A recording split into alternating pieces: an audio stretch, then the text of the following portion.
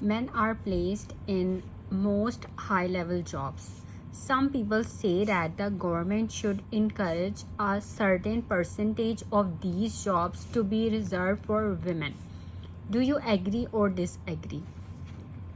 सो ये agree disagree ऐसे है, आपने एक अपना ओपिनियन सेलेक्ट कर लेना है कि आप एग्री करते हैं या डिसएग्री करते हैं.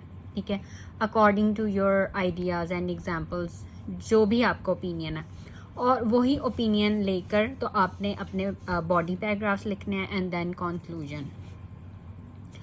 सो look at this introduction. Since the beginning of 20th century, women have fought for equal rights and opportunities in society. So this is a general statement. As a result, in many countries these days, women make up 50% of the workforce.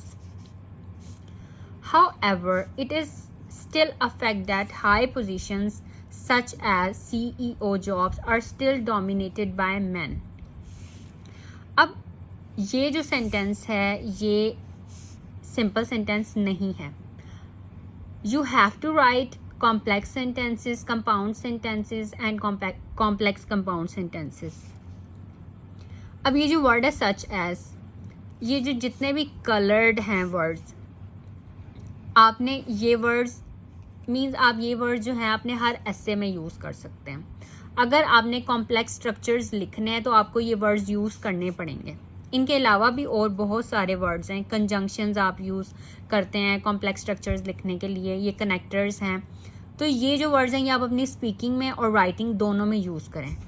अब यहाँ पे high positions का word है, हम ये भी लिख सकते थे it is still a fact that high positions are still, मतलब ये हम अगर छोड़ देते are still dominated by man, हम सच एज ना लिखते. लेकिन एग्जाम्पल्स देने के लिए जैसे हाई पोजीशंस है या पेटी क्राइम्स सच एज, मतलब कोई भी वर्ड है जिस तरह का ये वर्ड है हाई पोजीशंस, आप सच एज लिख के उसकी एग्जाम्पल दे सकते हैं सच एज CEO जॉब्स. तो ये वर्ड्स, इस तरह के वर्ड्स जो हैं वो अपने सेंटेंसेस में लिखना सीखें कि किस तरह से आपने ये वर्ड्स अपने सेंटेंसेस में यूज़ करने हैं. ठीक है, जैसे सच एज हो गया, ऑल दो हो गया, इवन हो गया, इवन दो हो गया, इंस्पाइट हो गया. ठीक है, एज हो गया, सो हो गया, बिकॉज, बट. ये वाले वर्ड्स आप अपने अगर ऐसे में यूज़ कर रहे हैं तो इट मीन्स आप कॉम्प्लेक्स स्ट्रक्चर्स लिख रहे हैं, आपको इनका यूज़ करना आता है और डेफिनेटली आप अपने डिज़ायर्ड बैंड स्कोर्स अचीव कर सकते हैं. ठीक है, अगर आपकी ग्रामेटिकल मिस्टेक्स नहीं हो रही, आपकी स्पेलिंग मिस्टेक्स नहीं हो रही. ठीक है, तो इस तरह के कॉम्प्लेक्स स्ट्रक्चर्स आपको लिखने आने चाहिए. Okay, although this is not desirable, I disagree that imposing a quota is the solution. So I am going to disagree in this essay कि men के women के लिए जो हैं वो seats reserved हों, ऐसा नहीं होना चाहिए. I am going to disagree with this statement. So in order to support this opinion, I have to explain in the form of body paragraphs. तो मैं अब अपने इस ओपिनियन को कैसे सपोर्ट करूँगी. So look at this first body paragraph. Firstly, I believe that companies have a right to choose the best person for the job, यानी उनका राइट है whatever their gender in order to contribute to the success of their business. Forcing companies to hire, promote and appoint women could negatively affect businesses in the short term and even in the long term. अब इस sentence के structure को देखें. क्या आप अपने sentence में even use कर सकते हैं? आपको यूज़ करना आता है कि इवन किस तरह सेंटेंस में यूज़ किया जाता है? अगर नहीं आता तो इस सेंटेंस स्ट्रक्चर को देखें और लर्न करें कि किस तरह से आपने सेंटेंस लिखना है इवन यूज़ करके. इवन दो भी आप यूज़ करना सीखेंगे, होता है इवन दो. इवन के आगे ये आप वर्ड यूज़ कर सकते हैं. ठीक है, reserving a few seats for women may also result in negative discrimination against deserving men. Furthermore, I believe that this problem should be solved outside the workplace. Girls need to be encouraged to take more male-dominated subjects at school and later at university and to aspire to do well in their careers. Girls and boys also need to be taught equality from an early age This education can take place in schools, career programs, and in homes.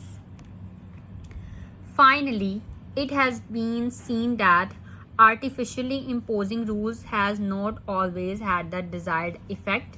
In places where governments required males and females to receive the same pay for the same job, employers simply changed job titles to ensure that women were still paid less than men.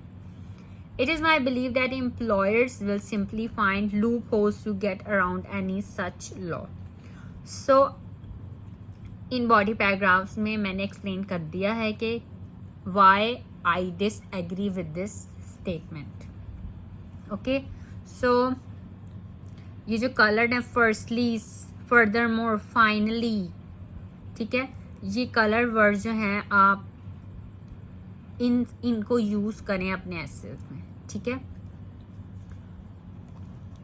Now, conclusion. Summing up, forcing companies to allocate jobs to women is not the best way to address this imbalance.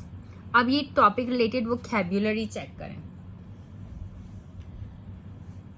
Topic related vocabulary की बहुत ज़्यादा importance है और आपको topic related vocabulary learn करनी चाहिए. ठीक है. अब ये विमेन से रिलेटेड है, मतलब इक्वालिटी से रिलेटेड है, मैन एंड वुमेन की. सो ये जो है ये टॉपिक रिलेटेड वोकैब्युलरी वर्ड्स हैं. Gender inequality, imbalance. Okay okay. Rather it is a question of education end of changing mind sets. अब देखिए इसमें रादर भी यूज़ हो रहा है और आगे हम सो भी यूज़ करेंगे.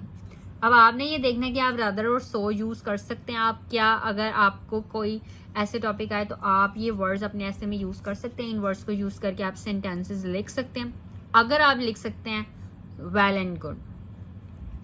So that those who deserve to be at the top will earn it and be appropriately appointed. Okay.